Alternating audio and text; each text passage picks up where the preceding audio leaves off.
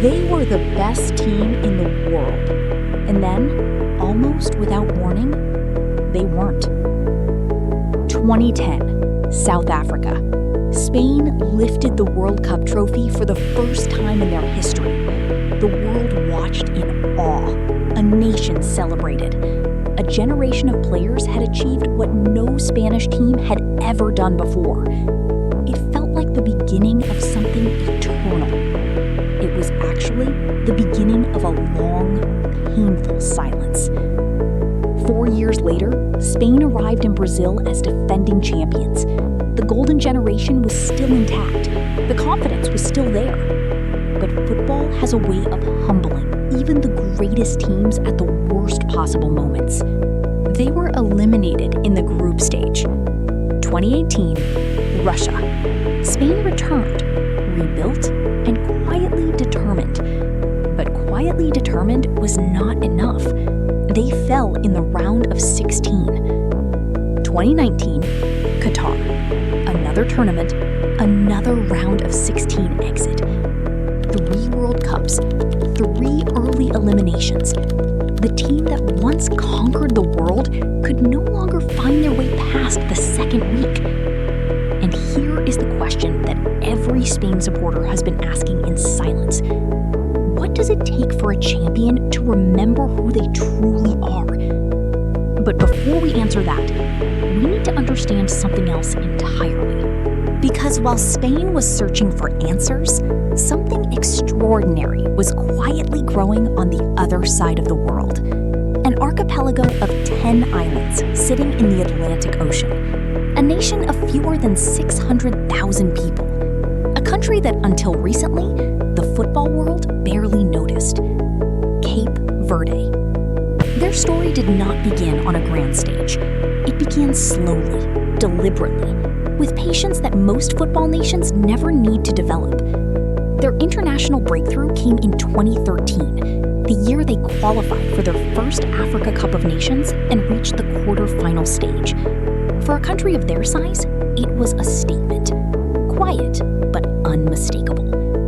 In the years that followed, Cape Verde continued building. They cast their net wide, calling upon players based in Portugal, the Netherlands, and the United States. They were assembling something real, not just a team, but an identity. And then came the moment that changed everything. Their World Cup qualification, a fairy tale run that coincided with a deeply significant milestone, the 50th anniversary of Cape Verde's independence from Portugal, a nation celebrating its freedom and its football simultaneously, history arriving in 2 forms at once. With that qualification, Cape Verde became the 3rd smallest country by population ever to reach a World Cup, following Iceland in 2018 and Curacao, also in 2026. 600,000 people. 1 dream, 1 stage. Monday in Atlanta.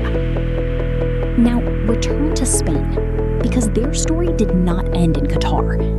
Something shifted after 2022.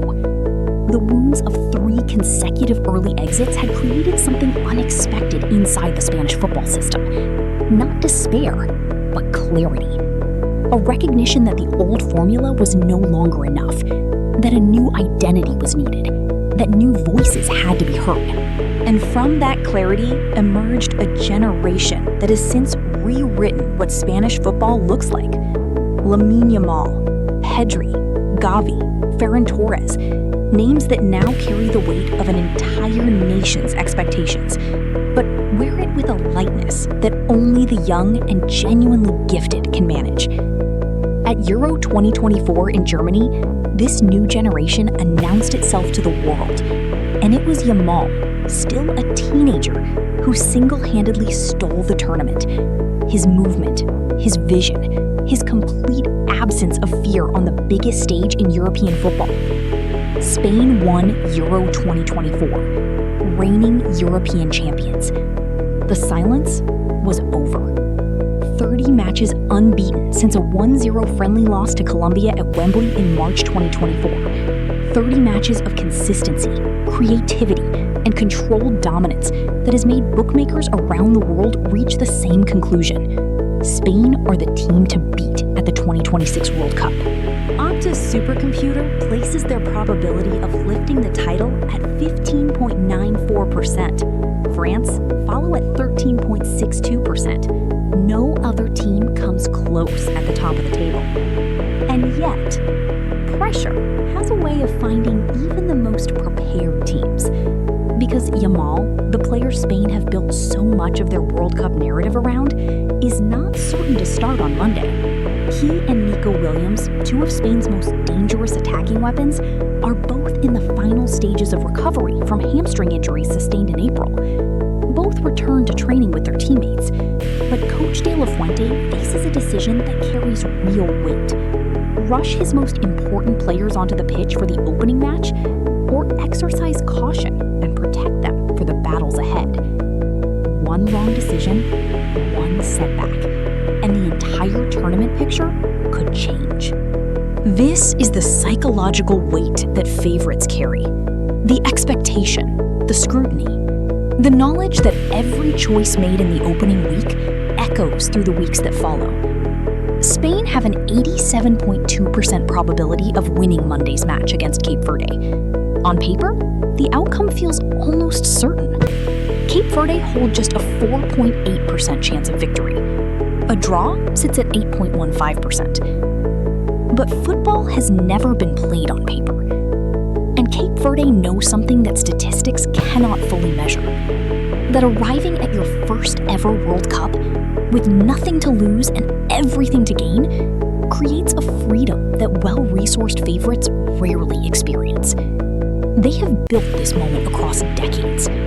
Through AFCON qualification in 2013, through careful recruitment across 3 continents, through a qualification campaign that their entire nation experienced as something close to a miracle. These players do not step onto the pitch in Atlanta, burdened by the weight of past failures. They carry no psychological scars from group stage exits and round of 16 eliminations. They carry only the weight of a dream that has just become real. And Spain, with all their talent, all their statistical dominance, all their renewed belief, must walk into that same stadium and somehow manage the expectations of a nation that remembers 2010, but cannot forget 2014, 2018, and 2022. Champions are not simply made by ability. They are made by the decisions taken under pressure, by the management of pain and expectation, by the willingness to remain composed when history is whispering doubts into your ear. Spain's new generation has shown they can handle that pressure at a European level. Monday begins the examination of whether they can handle it at the highest level of all. 30 matches unbeaten, a new golden generation, a tournament probability that places them above every other nation on Earth. But somewhere in Atlanta, a team of 600,000 people is preparing to walk onto a World Cup pitch for the very first time, with nothing to protect and everything to prove. And in football, that combination has always been the most dangerous of all. The real question is not whether Spain are good enough to win this World Cup. The question is whether they are ready, truly ready, to carry the weight of being the team the whole world is watching, in a tournament where the smallest nations have consistently reminded us that football never follows the script. The stage is set. The silence ends Monday.